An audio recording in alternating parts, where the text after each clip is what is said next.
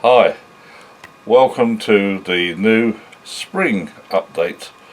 Although I'm not sure, looking out this morning with the high winds and freezing cold, you call it spring, but we can all use our imaginations, can't we? It's certainly spring on the Extor Junction railway. So we're going to have a bit of an update and just to look round one or two little things. Not a long video, plus a couple of little news updates. One about the new turbo loco, which has been sitting around for a long time, and you can have a look at that. A couple of things I did want to mention, I'm not too happy about, I hope you don't mind me saying, is one, with the closing of Hatton's, as you know, a very major supplier of model railway stuff, after 70 odd years, there are one or two people online who have dismissed this as, well, okay, fine, so what?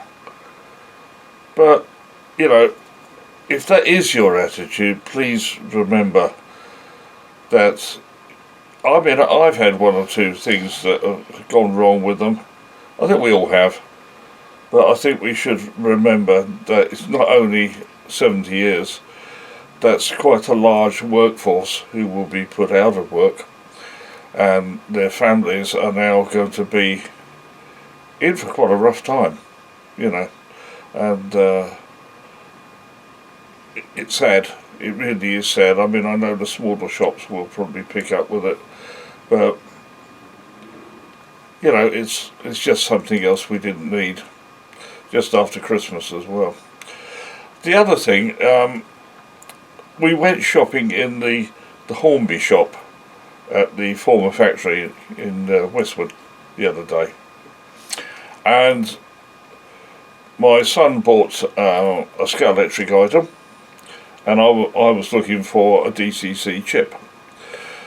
Not only did he get overcharged for the Scalextric item, which he then had to have a refund, I asked about a 21-pin DCC chip for their new turbo locomotive. They had to get a supervisor out to have a look and open the cabinet, and he immediately handed me a 21-pin sound chip. I said, no, I don't want a sound chip, I just want a 21-pin normal chip, because let's face it, sound, there isn't a turbo locomotive apart from one abroad somewhere that they can take the sound from. So just a normal chip. Oh no, he said, you can't have one of those. They no longer make 21-pin chips. I said, well, sorry, I know they do, so I will have to go elsewhere. And he just shrugged his shoulders and walked off. Now, for customer service, that stinks. For a major manufacturer, it is not good. So, I shall bear that in mind, and I hope you don't mind me saying that, it just gets that off my chest. Anyway, we get on and look at a few things on the railway, and one or two things might make you smile, and I hope you enjoy it. See you at the end.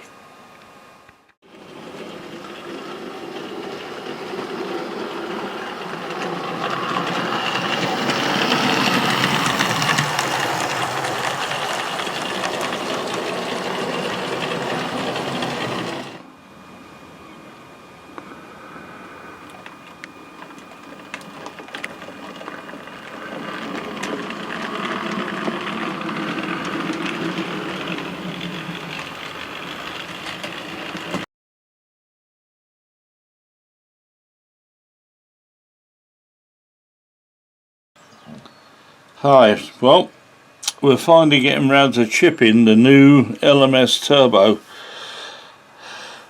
and by the time you figure out the instructions, basically what it means is you take the screw out from the tender, from the body, because you're going to need to get that out of the way. You've got to unplug the tender, then you remove the screw that's right up the front, down here, which removes a little plate. I'll get hold of it. Which removes a little plate there, okay? That holds the front on. Once you've done that, the body will lift cleanly out. Lay it on its side, because you won't pull it all the way up because you've still got wires. Lay it on its side and you've got the blanking plate there. And we have the new chip ready to go in, okay? That's that way. So you lever the blanking plate out. There it is. Get that out of the way. And you can see that leaves the terminal block there. There's the new chip. That's going to go on there. It's a 21 pin chip. And according to their experts in the Hornby shop, they don't make them. Okay, that is firmly in place. Right. That will lift out, so be a little bit careful. Make sure that is back home again. Nice thing about this, you've got no valve gear to worry about. Take the body, make sure the wires are out the way, then slip it back in like that, and that has actually dropped in quite nicely, funnily enough. I'm quite pleased with that. Okay, first thing I'm going to do, it does annoy me a little bit that you drop the you undo the front screw, and the front screw is a small crosshead. Of course, the rear tender screw is the normal straight head screwdriver. You can't have two the same. It's got to be like that. Okay. Move your tender up. Plug it back in. I meant to say back in. Okay. Push that back in nice and firm. You've got to decide then whether you're going to have your tender close coupled or a little bit further out. And the distance between them is very little, so it's going to make very little difference, to be perfectly honest.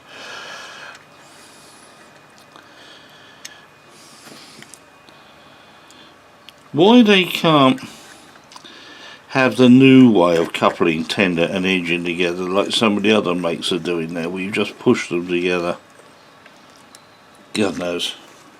But that's Hornby all other. So now that hopefully is done.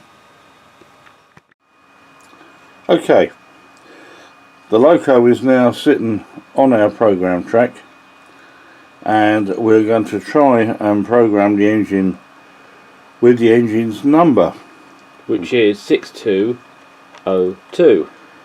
And just for those interested, we use a Gaugemaster Prodigy system, and he's now pushed the button, and we'll see how it goes when it's on the track. My trusty assistant, normally the cameraman, is putting some coaches behind it. Now, we do not possess LMS carriages, so we're having to make do with maroon BR coaches. I hope you will forgive us for that, but it's the best we can come up with.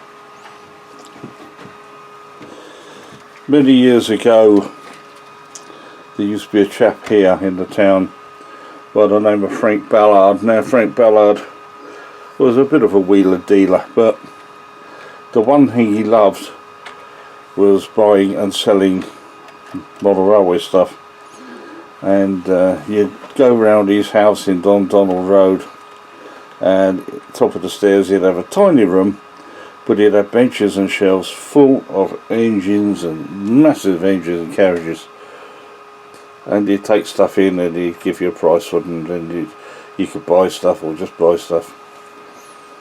And somebody had converted a Triang Hornby Loco to a turbo, and I bought one, and I loved it, and for some reason I parted with it. I don't know why, but I've always wished I'd kept it, and you know, it's one of those things. Just looking at the engine, if you turn those off again, and looking down at the front of the locomotive, and if my assistant pushes the button, the headlights come on. And doesn't that remind you of the beginning of Murder on the Orient Express? Wonderful. But so I have finally got a turbo, and yes, I know it's in LMS livery, because I don't like it when they rebuilt it. So I finally got one again, and it's got the lights, it's got the flickering firebox, it's got lights on the back of the tender if you want it. So hopefully, if the road is set up, she'll have her first run on DCC.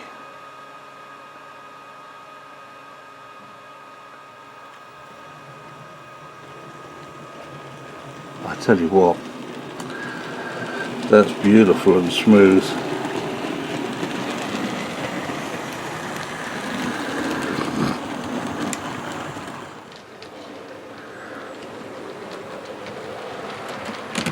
I know our railway is set to be our Southern Western, 50s into the 60s, and that's the official thing.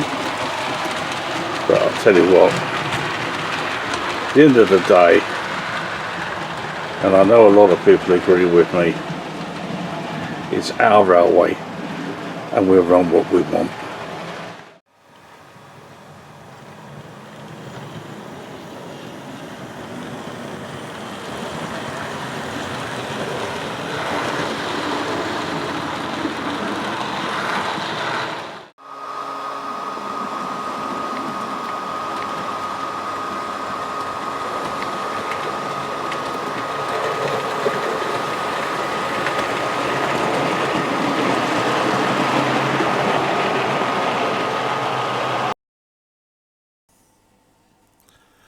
Well, there's all signs of spring, and we start off at Abbots Ferry, and you see the staff are out on the platform doing their chores in the warm sunshine, and the flowers are in bloom.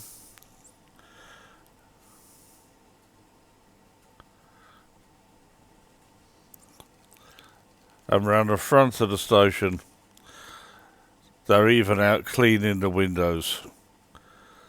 So the weather must be a little bit better. This is Harry the Ganger walking his section of the line. When I was signalman at Richborough, I used to know Harry, nice guy.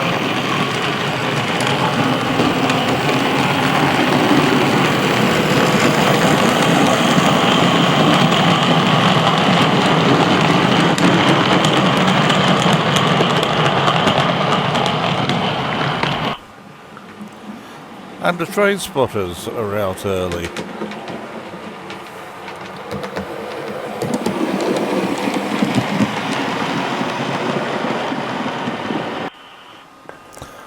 Back on the branch, two other members of the P-Way gang doing what they do best, working on their allotment.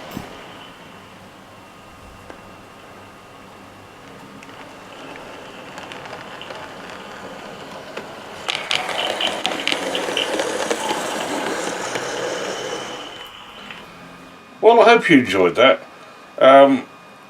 It won't be too long before the next film, and this was just a short roundup of bits and pieces. And if you enjoyed it, please give us a thumb up and a comment perhaps. Please subscribe. And yeah, it was just great to talk to you all again. So look forward to a nice warm spring. Plenty of exhibitions. Our next exhibition will be the Ashford Model Railway Festival at the beginning of April. And they are reckoned to have 50 layouts there. And they are spread over 6 different sites with a free bus service between them. So that will be very good. At the end of the film, we'll put a picture of the poster. And following that, on the May the 4th, and I always have to think of May the 4th be with you. May the 4th will be the Model Railway exhibition at Birchington. And we're also there with our new narrow gauge layout, St Churn Road. So if you're in our part of the woods, please pop in, say hi. And apart from that, from Nigel, Bye. and myself, see you next time.